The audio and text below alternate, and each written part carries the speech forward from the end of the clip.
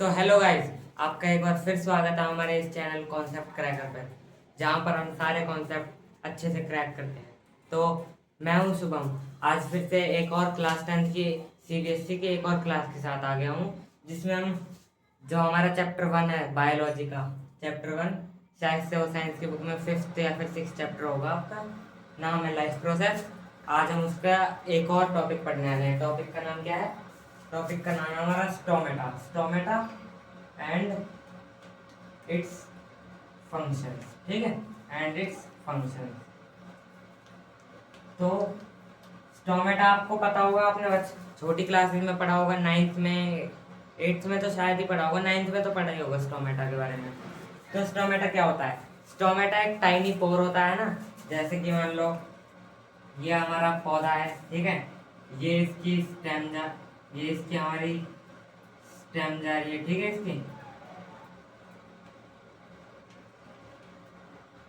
Drawing तो अच्छी नहीं है मेरी, पर कोई बात नहीं, समझ तो आ ही जाएगा। ठीक है, ये है लीफ। और लीफ के जो सरफेस है ना, लीफ के सरफेस पर छोटे छोटे पोर्स होते हैं, टाइनी पोर्स। इसकी डेफिनेशन भी यही थी स्टोमेटा की, tiny pores present on the surface of the leaf.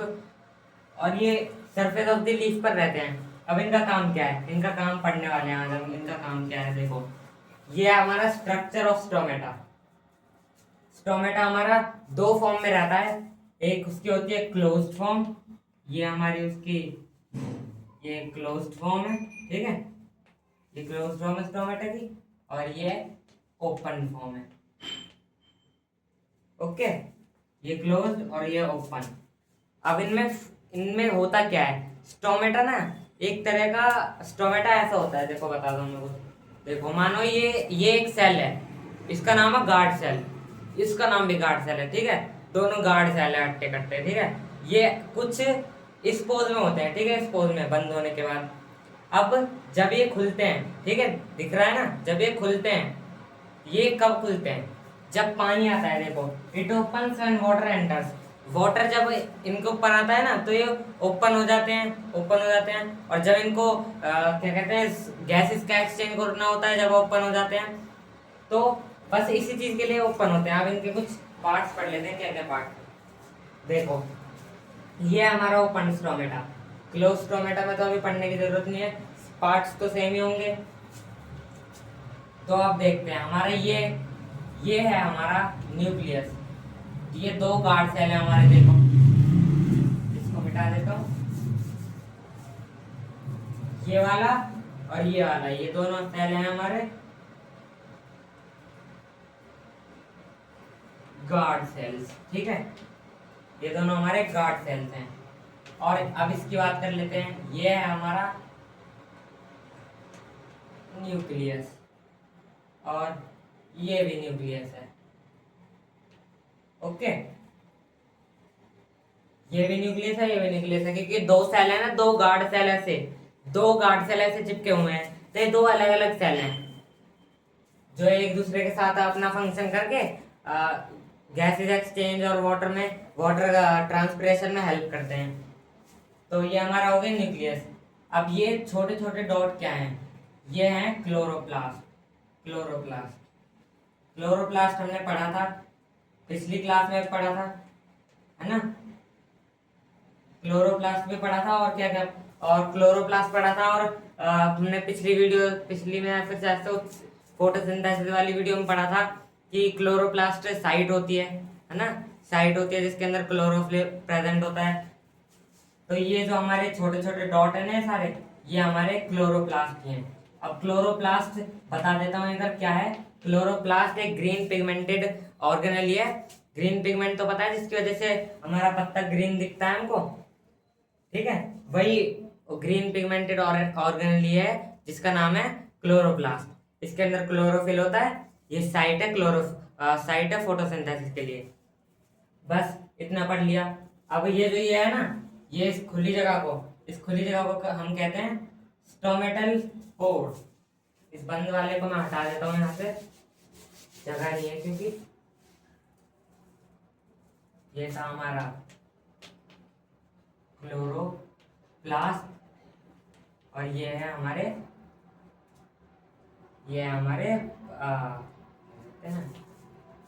क्या थे, हाँ ये हमारे,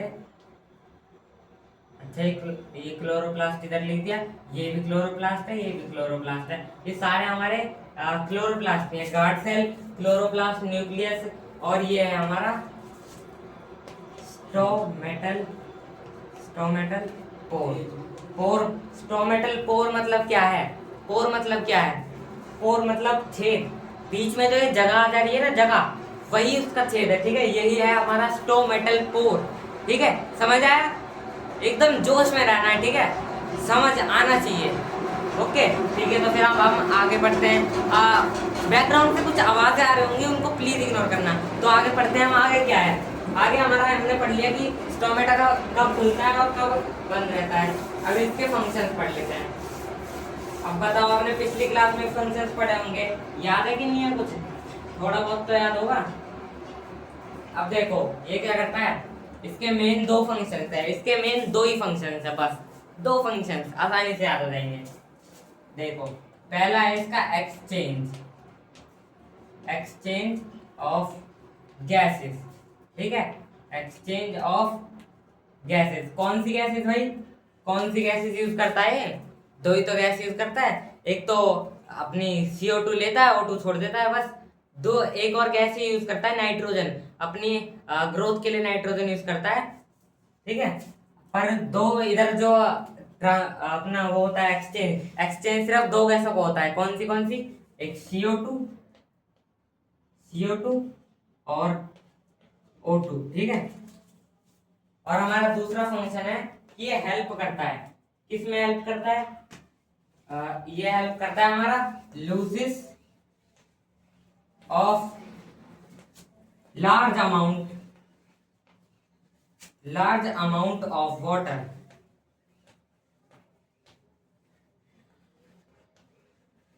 ठीक है। जब जब पौधे में कभी ज्यादा पानी आ जाता है ना, तो वो अपने स्टोमेटा को खोलता है और उससे बाकी सारा पानी निकाल लेता है, ठीक है, जिससे कि उसके अंदर अगर ज्यादा पानी आएगा तो वो गल जाएगा ना, वो गल जाएगा, सड़ जाएगा, बस इसलिए। अब देख लेते हैं और आगे इसके बारे में कुछ। अभी ये जो हमारा ये होता है, ये प्रोसेस, लूजिंग का process, large amount of water losing का प्रोसेस, इसको क्या कहते हैं, ट्रांसपिरेशन। मतलब आप इस पूरे की जगह ये भी लिख सकते हैं, इट हेल्प्स इन ट्रांसपिरेशन, बस, ठीक है। तो ये हमारा हो गया यही पूरा। अब इसका जो डायग्राम था उसको अच्छे से बना लेना, ठीक है, उसको अच्छे से बना लेना, क्योंकि वो पेपर में कई बार पूछ लिया जाता है, तो उसके पार्ट्स याद कर लेना और इसके फंक्शन याद कर लेना, दो ही फंक्शन हो जाएंगे अच्छे से याद। तो इस वीडियो को करते हैं यहीं पर खत्म, थैंक यू, मिलेंगे अगली वीडियो में।